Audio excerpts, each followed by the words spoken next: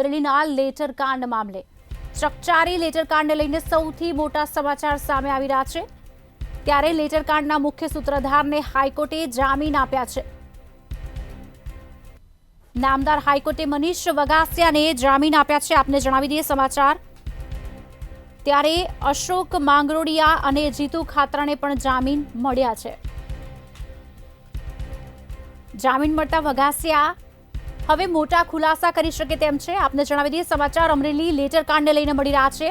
ચકચારી લેટરકાંડને લઈને સૌથી મોટા સમાચાર, જેમાં જામીન મળ્યા છે। લેટરકાંડના મુદ્દે મુખ્ય સૂત્રધારને હાઈકોર્ટે જામીન આપ્યા છે। ત્યારે નામદાર હાઈકોર્ટે મનીષ વગાસિયાને જામીન આપ્યા છે।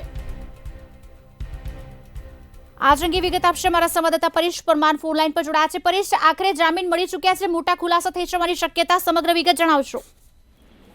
જી બિલકુલ, અમરેલી લેટરકાંડને લઈને સૌથી મોટા સમાચાર સામે આવ્યા છે। ત્યારે લેટરકાંડના જે મુખ્ય સૂત્રધારને હાઈકોર્ટે જામીન આપ્યા છે, ત્યારે મનીષ વગાસિયાને નામદાર હાઈકોર્ટે જામીન આપ્યો છે। ત્યારે અશોક માંગરોડિયા અને જીતુ ખાતરાને પણ જામીન મળ્યા છે। ત્યારે મનીષ વગાસિયા કરી શકે છે હવે મોટા ખુલાસા। ત્યારે આજે અમરેલી જે લેટરકાંડને લઈને સૌથી મોટા સમાચાર આવે છે અને લેટરકાંડના મુખ્ય સૂત્રધારને હાઈકોર્ટે જામીન આપ્યો છે। જી